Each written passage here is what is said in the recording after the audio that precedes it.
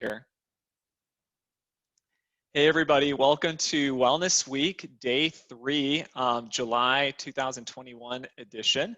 And if you have never joined in on any of these before or watched any of these, we so far for a while have been doing these each month around the middle week of the month. And just to give some time to hopefully just be a resource, encouragement, perspective for you guys to help you in your health and lifestyle habits. And again, just keeping things simple, that should be able to help almost, if not everybody.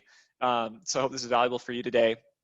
And also too, again, live, or if you're watching this later, love to get your guys' comments to the discussion, anything you want to chime in on, or questions you have, or just observations or things you just want to share in your own experience that you can relate to.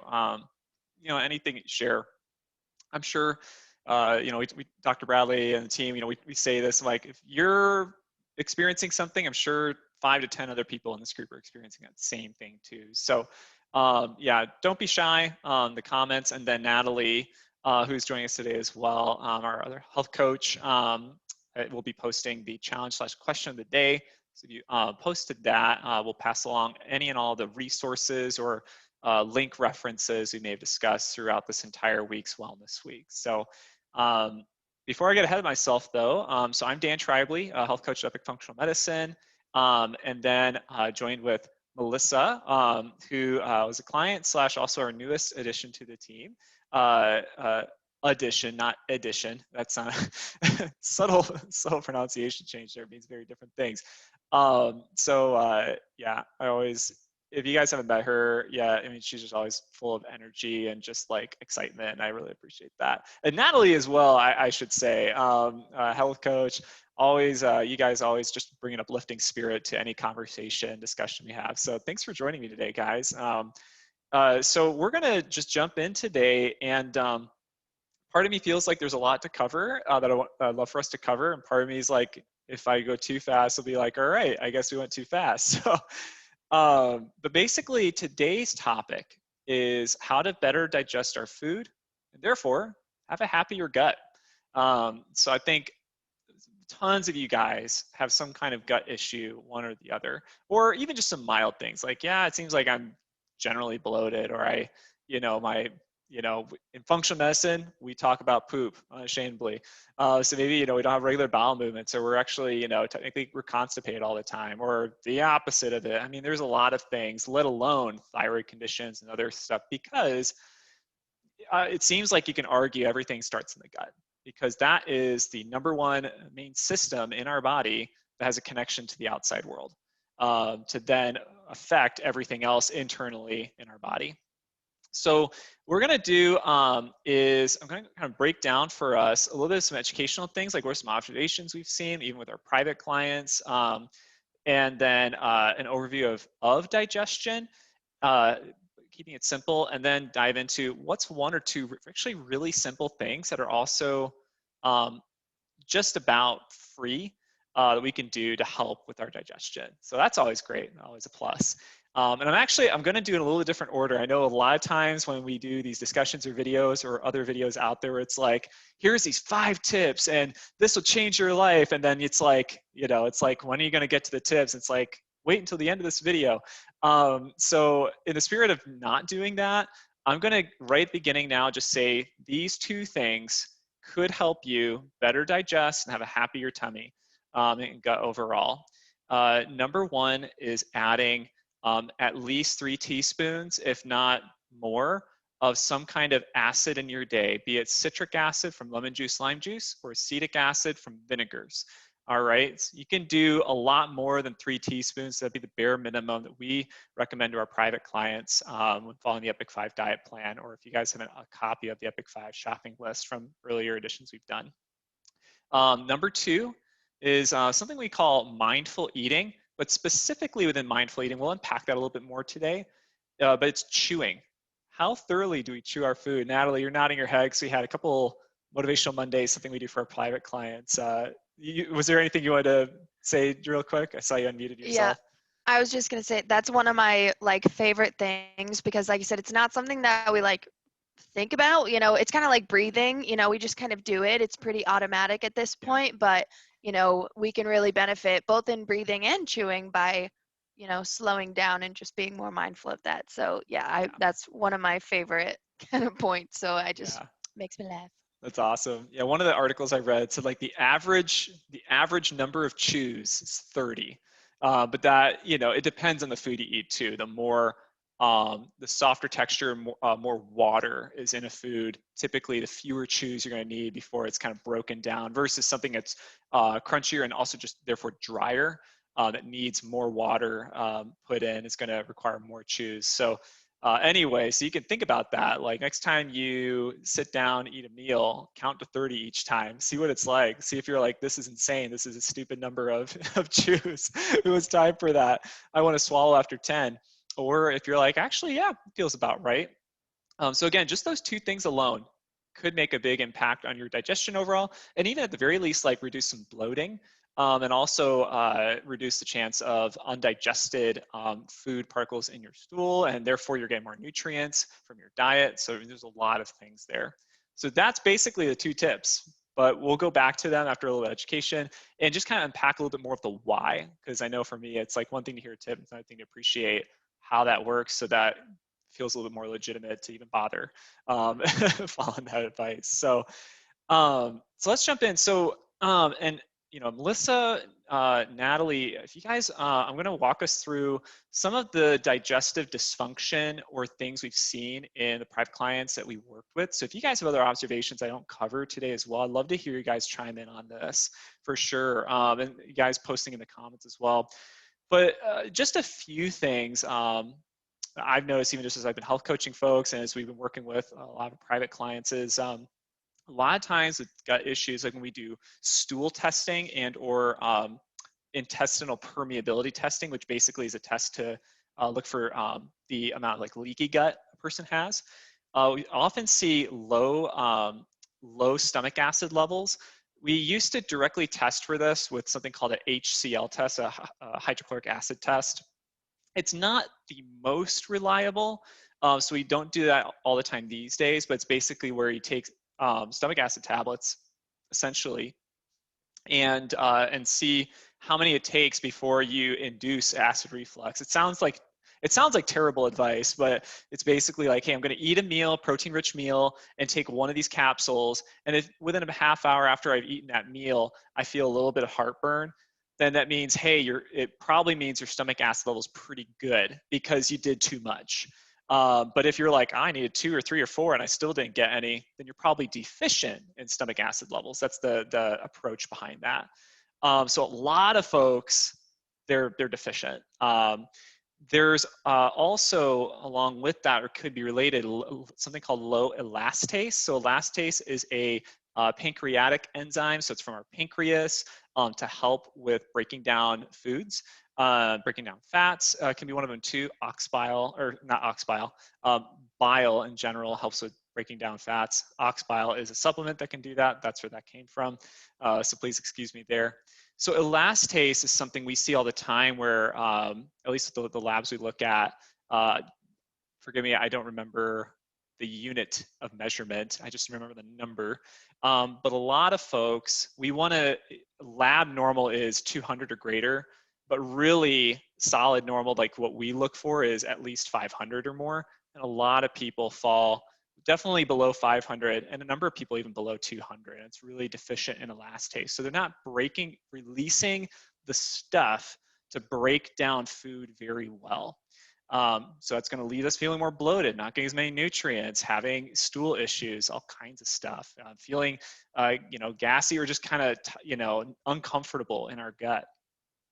High stress, that's a huge one. High stress is going to affect our digestion because we rest and digest, or we are stressed and active. So, it's one or the other. Relating to low stomach acid levels, a number of folks we see, maybe some of you guys can relate to this as well. Not you guys like Melissa and Natalie, maybe, but just EPIC community here in general is proton pump inhibitor medications. So proton pump inhibitors are a common class of medication for treating, acid reflux symptoms, GERD, that kind of thing. And that can be a vicious cycle because although it helps with symptoms in the short term, it encourages stomach acid deficiency in the long term, which is the reason most of us have acid reflux in the first place. Because, not to open up a whole new can of worms, stomach acid adequate levels are what's needed to help create a good seal between our esophagus and our stomach. And so if we're too low in stomach acid, that seal isn't as robust. And so the little stomach acid we still do have can creep up and be where it shouldn't be. So, I mean, that can be a vicious cycle. Not tolerating raw foods very well. That's always something that just takes experimentation. We're like, hey, let's go to more whole foods. Like, great, I ate this big salad and I don't feel well. Maybe it's, hey, let's try more cooked foods. So some of that can be a digestion issue. It could just be that certain foods, there's compounds that people just are able to handle better when they're cooked because it changes the chemical structure. So there's multiple facets there. And then I already talked about too, undigested food.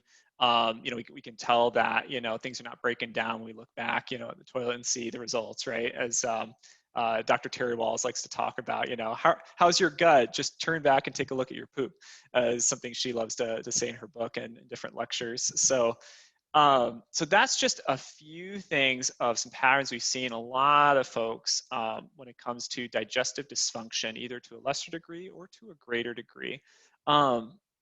Natalie and Melissa, I was just curious, you guys, from your own personal experience or just even just from interaction with other folks too, if there's other things you kind of add to that, things we see for digestive dysfunction or struggles people have. Yeah, you kind of touched on it already, but just in kind of along the lines of, not tolerating certain foods well, especially, and this is, again, kind of a whole nother can of worms, but especially when there's even like a borderline intestinal permeability, yeah, that just can cause some more dysfunction and especially increase like the sensitivity within the gut. So yeah, that's definitely something that we for sure look at in the beginning, just to tell us more about what might be going on within the system. So that's, yeah, just kind of building a little bit off of what you had said around yeah, kind of, again, a lot of times we do see it with like raw vegetables and even like cruciferous vegetables sometimes, just being more sensitive to those, but even some other yeah, foods as well, just depending on kind of the sensitivity of the gut. Definitely. Thanks for sharing. Melissa, was there something you're going to add to that as well, or even just your own experiences? Well, I just had a question, kind of. Yeah. I've heard a lot of people talk about brain fog, and now that I feel like I have gotten out of the brain fog a bit, I was curious if the connection between the brain and the gut, like when your gut is feeling that way, that's probably what's helping cause like the brain fog. Is that right? Yeah. I know at least one connection there. This is digging back through, and Dr. Bradley was teaching Natalie and I. We were doing one of our deep dives on the thyroid. But one of the things is, again, when we think about, so if we were to do kind of a secondary connection, so not directly gut to brain, but gut to thyroid to brain, thyroid function is going to impact brain fog symptoms by a lot, let alone energy and other things. And so just in the context of a person who their thyroid is struggling, where the gut comes in is that, again, like triggers to inflammation. So there's autoimmunity like Hashimoto's, or the reverse of that, of hyperthyroidism instead of hypothyroidism. Foods that we eat are big triggers to those stressors, or those to driving that autoimmunity. And there's also certain kinds of compounds that can help aid in the conversion of thyroid hormones. So I believe converting T4, the inactive thyroid hormone, that's the building block to turn into T3, which is the active thyroid hormone that makes the thyroid like bring about the benefits that it brings. I believe, and now I don't know if you remember or help correct me on this if you know different, remember differently, but things like rosmarinic acid from rosemary, and actually not just rosemary, but other herbs like mint, basil, I want to say. There's a list, but some of the mints are really good sources, and other, I think oregano is another one, can help with that conversion. So just spices and herb seasonings we put in our food day-to-day basis can help with that. But also so yeah, anyway, I was going to say one other thing, but I think it's kind of getting to another realm there. So I mean, yeah, when we think about just thyroid function and we improve our gut versus, with the foods we eat, avoiding triggers, things that can help with conversion that can come from dietary sources like herbs and spices, that can definitely help. I'm sure there's also direct things too. I mean, I would think probably the most direct thing I would say, and Natalie, I think you have a thought, so I'd love to hear your thoughts, is again, just kind of, as Dr. Bradley says, stump the chump, which I don't know if I don't know if I'm high enough to be a chump yet. Is again, like any kind of symptoms, like inflammation, right? We think about inflammation. If we have inflammation that happens to be being expressed in the brain or around the brain, that encourage brain fog or other troubles there, lack of focus, clarity, just feeling hazy. And so kind of like when we talk about thyroid, a lot of the similar things apply. If we have things going into our diet, our daily intake, our digestive system's processing, that is promoting inflammation in our body, like that can be a source too. Now, for some people, that inflammation tends to be expressed differently. Part of that, maybe a big part of it's genetics, other factors. So that'd be the other thing I would think of there is, yeah, just inflammation to the brain. Yeah, one thing that I thought of, and I Googled it real quick just to make sure that I had my facts straight too, but the bacteria in our gut can also help to produce neurochemicals that the brain can use to regulate like physiological processes, but also mental processes like learning, memory, and mood. So if we don't have the proper good gut bacteria, it's more difficult for our brains to have the proper neurochemicals that they need for focus and mood, and they're definitely there's another article that came up and mentions that research in animals has shown that changes in the gut microbiome and inflammation in the gut can affect the brain and cause symptoms like symptoms that look like Parkinson's disease, autism, anxiety, and depression. So there's definitely a connection there for sure. That's huge. Thanks for sharing that. That's really fascinating. Good point there. So it's what I'm getting from that is it's not just what the good bacteria gets from us in terms of breaking down nutrients, but the good bacteria or the gut microbiome in and of itself and chemicals and things they create have a direct communication or a communication with helping our brain. Pretty cool. Yeah. Did that help, Melissa? Yes, it definitely did. That's awesome. Yeah. Thanks, guys. Great question. Yeah, because I think it's always encouraging. I think everybody would be very motivated by like, I want to make sure my brain works well. And it's like, hey, if my gut can be a part of that solution, cool. Sign me up. So that's great. So we talked about some of the things we've seen, but let's just now step back again and look at digestion overall. There was a lecture Dr. Bradley did a long time ago that I don't even think we carry it anymore. It was like deep in our Google Drive archives or something. But he did kind of an overview that I really appreciated. It's basically when we think about digestion, this is a crash course. It starts in the mouth with chewing, right? Typically, unless we're taking a smoothie and just sipping it up, but it's kind of pre-chewed anyway to some extent.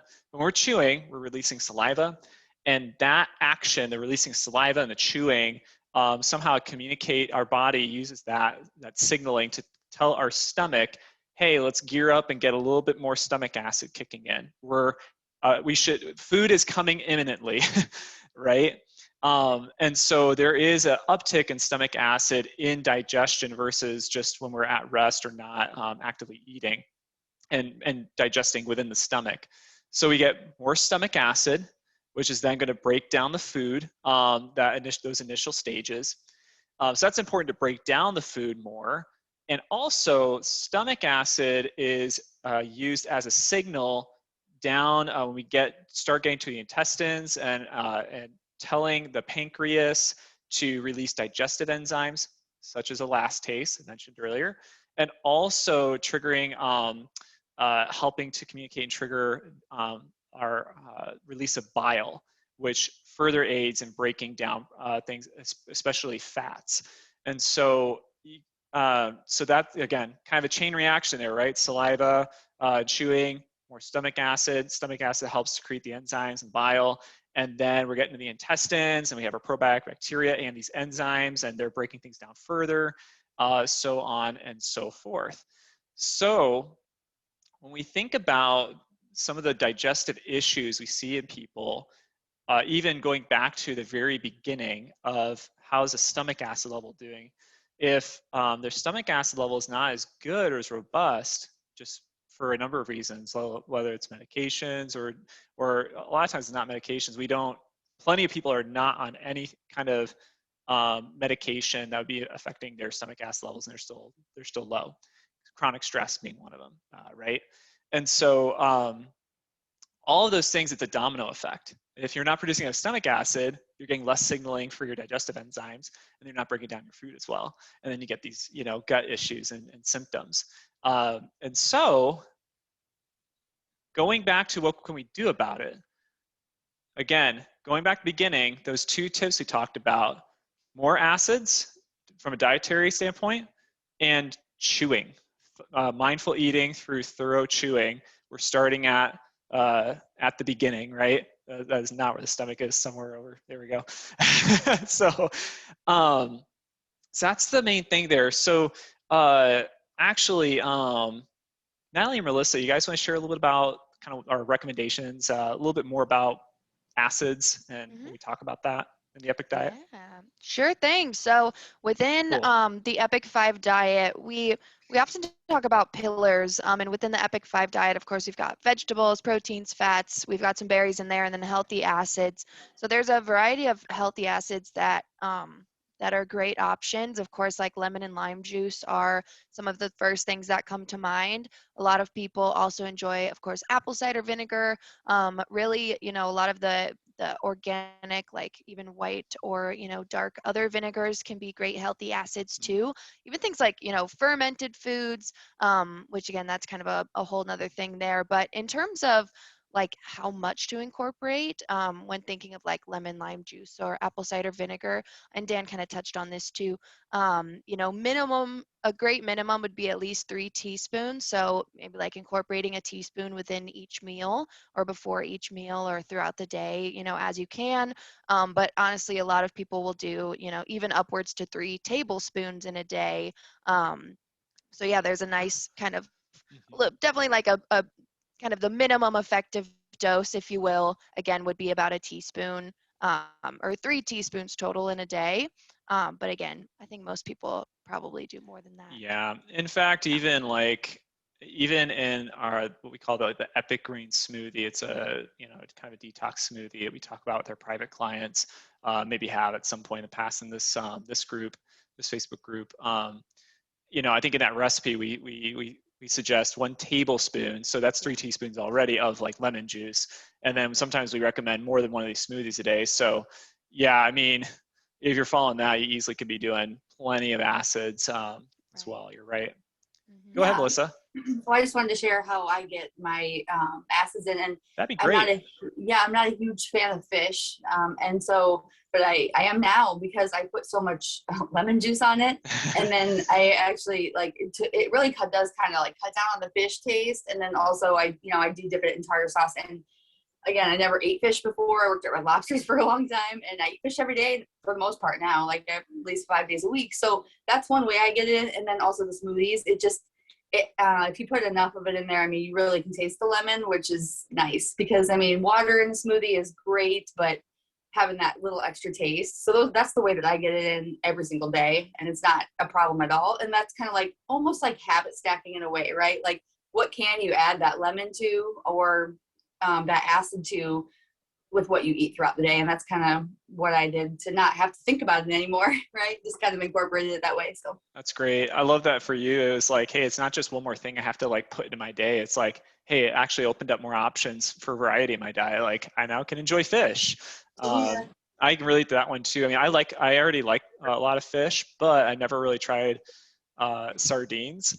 It was just a food that just kind of totally left my memory banks. It wasn't until one of the like detox, like workshop appointments I was having with our private clients. A gal was like, do you know, like, I want to like sardines because they're so good for you, but I don't like them. Do you have any ideas for that?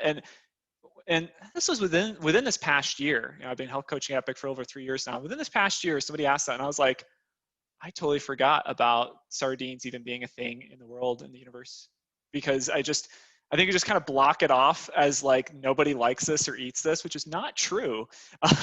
They're still in stores. So I know like one of the tricks there, yeah, adding, it was like if you had like a 4-ounce, you know, serving a can of like sardines, wild caught sardines, something like that. It was like at least one blog article said, among other things, you know, 1 tablespoon of lemon juice and then like 1/2 to 1 teaspoon of balsamic vinegar. I really like that combination, the balsamic vinegar with it. So yeah, that's great. That's great. So, you know, this is one of those things where it's not like a magic potion where it's like, hey, if I start adding a little bit of lemon juice, suddenly like I'll just have these robust, solid stomach acid levels and elastase, pancreatic enzyme levels and stuff. It can be a slow process and a subtle thing. I'll just say that. But again, it's almost free. I mean, these are basic, simple staples you can get in your grocery list, and easy to implement.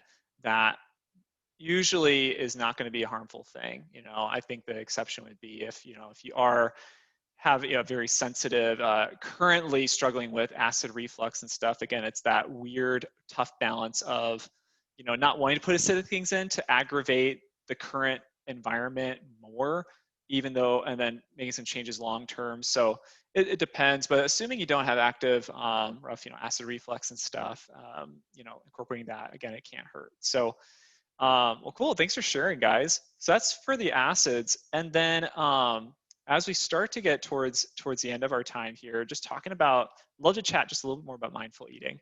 So we already talked about chewing food. Okay, Melissa and Allie, I'm just curious, how do you guys feel you do with chewing your food?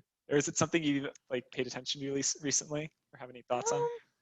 I would say, I don't know. I feel fairly mindful when I'm eating. I'm I am lucky that, you know, as a family growing up, like we've been very used to when we're eating dinner, like we sit at the dinner table and, you know, the TV might be going, but in general, like we're at dinner and that's what we're doing. And so I feel like, but I did words. I did notice when I went to college though, and I kind of had generally some more distractions maybe during mealtime. I definitely noticed like I don't know if it was like a hit in my digestion, but in my, you know, system. And granted, I probably wasn't eating as well, you know, at that point either. But yeah, in terms of like chewing specifically, I'm not sure, but like mindfulness in general, I feel like I've improved in that way because I don't know, I'm more mindful of when I slow down and actually pay attention, I am more mindful of like the flavors and the taste of it, Yeah. which also helps me to enjoy my food more because I'm spending more time like actively tasting it instead of just kind of shoving it in. Yeah. So in that way, I do feel like I'm doing well, you know, mindful eating. But with chewing, I think I'll have to do a little experiment with that later, maybe, and count my chews to see where I'm at there, a nice baseline, and, you know, move forward from there. Yeah, definitely, definitely. And I think back to when I was saying like that number about the average chews 30, you know, if you or, you know, if other guys listening to this like decided to kind of do that little test or experiment on a given meal or a day, you know, the point isn't like, hey, you have to hit 30 no matter what. It's to help you be aware, like, you know, again, maybe you really do thoroughly chew a mouthful of food, you know, a bite that you eat after 15 chews. But you'll know because you're paying attention to it and you're counting, like you'll know, yep, like there's nothing more to chew here. Let's swallow. Yeah. As well. Go ahead, Melissa. What were you going to share? Yeah, I think I take the good, better, best approach with this. You know, it's good when you sign up with Epic, or if you're eating healthy food, it's great. That's good. That's good. That's the good part. You're choosing to eat healthy food, and for me, that's like a huge step. Good for you, Melissa. You're eating healthy food. Better, would be the fact that I'm taking the time to make the smoothie, or, you know, the prepping kind of is mindful, because with healthy food, I mean, you can't really just like throw a sweet potato down your mouth, you know, I mean, you got to chop it up. Well, I chop it up and then I cook it and then I put some onions in there. So that whole process is mindful. The best would be, you know, when I sit and eat the food, to chew it more. However, I know I'm being mindful when I'm eating, because because a year ago I was just stopping at the gas station and grabbing a candy bar, and it was mindless. It was to numb my mind. It was to eat my emotions, and and that's not the case anymore. So good, better, best. Before, I wasn't even thinking about mindful eating, but now I think just first of all, deciding, hey, I'm going to have a healthy meal to nourish my body is wonderful. And then better is, you know, you're taking that time to prep the food, and then, yeah, sitting there and with your family and having a conversation and eating. The next step would be like, hey guys, let's all try to chew our, you know, and having a discussion about chewing your food and what that means for the whole family if you are staying with your family, and then kind of integrating that. And so I have, because we talked about this when you were my coach, right? The chewing. And so I did try it. Then it is something that you like either get in the habit of doing, right? Or consciously think about doing, I think. And so I did it, and it definitely is beneficial for sure. It's just, it's that like final step, I think, because there's so many good things that we're doing with the Epic 5 diet. So the chewing and the digestion comes with it later. So I like that. I like that breaking down good, better, best. You're right. Like, are we eating whole foods? Like, good. Like, that's the first thing. That's going to help your digestion probably way more as a first step than, you know, just the chewing alone. And then working up from there. Natalie, I think I saw you said something, but you were muted. Do you want to? I just said like good point, but I realized as soon as I went like this, I knew you were gonna be, did you have something to say? No, I'm good. I'm good. That's great. And you brought up too that, I mean, certainly again, just for fun, for awareness, like counting chews is one thing, but I'll admit, even for the best of us and thorough chewers, mindful eaters, probably don't do that. The important thing is what's the mindset, the state of mind we're in, our stress levels, and the environment we're setting ourselves up for. And that's, I think, a big takeaway hearing you guys say, and you said, Melissa, being in mindful eating. I'll admit this is an area of challenge for me. It's in and out. I think I've been a little bit more mindful now that we've had some conversations on this, written a blog article or two, like when we were kind of, I don't know, in that, like, just kind of in that zone and theme, and we were just kind of rolling with it for a while. But yeah, I think I've noticed for me, my habits right now that I can struggle with and continue to do that, get in the way of thorough chewing and thorough and better digestion is, I notice, I don't know when this changed in my life. I wasn't like this when I was a kid, when I was a little kid, but somewhere down the road, I shifted to eating where as I'm swallowing, or even before I've quite swallowed my first bite, I'm starting to put my second bite into my mouth. And so it's this constant conveyor belt pace, which is a faster pace, which encourages me to not fully finish. I really love a tip that Natalie, I think I read somewhere of between bites, if you are using utensils, utensils or hands, regardless, if you're using utensils while you're chewing, set them down and chew. Or if you have finger food, put the thing down that you're eating with your hands and chew, and then go back to it. That, I think, actually for me helps a lot if I remember to do it. If I remember to do it, because I used to be the kid, like I said, I used to be the kid who, my father, my brother, and I grew up.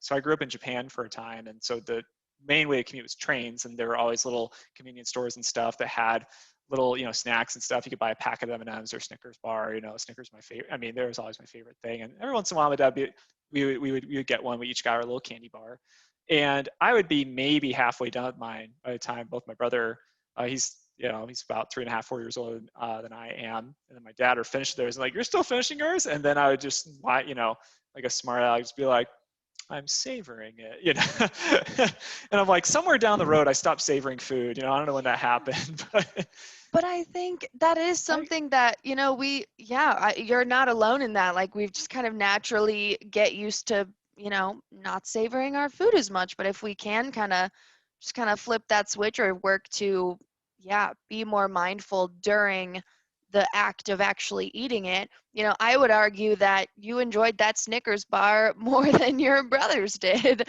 because Yes. you wanted to taste every bite and enjoy it for all that it was. And if we could see our, whole foods like that, and, I think there's also a level of like gratefulness that kind of comes along with that, which is kind of maybe more of an abstract thing maybe, but as you're preparing the food and as you're setting the table and eating it, like being thankful for this food that's going to nourish your body, and thinking about that while slowing down and really enjoying it. I don't know. Definitely. I think the last thing I'll mention in my own experience is posture. It's something I've been thinking about more in the last 6 months. I noticed there were one or two times when I was rushed with my dinner. So totally opposite of mindful eating. Basically, my wife already ate, packed something that was in a little Tupperware for me to eat while she was driving us to something that evening, because like we just didn't have time to like sit and eat dinner and then go to our social, our evening social obligation, whatever it was. And so in the car eating, that posture of leaning over, kind of like tightening my core a little bit to make sure that I'm keeping my Tupperware balance and not falling off of my knees as I'm in the passenger seat of the car. And also the sense of like, we gotta go. I felt not cramps, but I felt tight and definitely a higher level of, it's not pinching, but whatever that next level from that is, less severe that is, I felt that like I couldn't loosen up for a while. Like my abs were cramped up or tight. So I thought that was very interesting. Did not digest that food very well.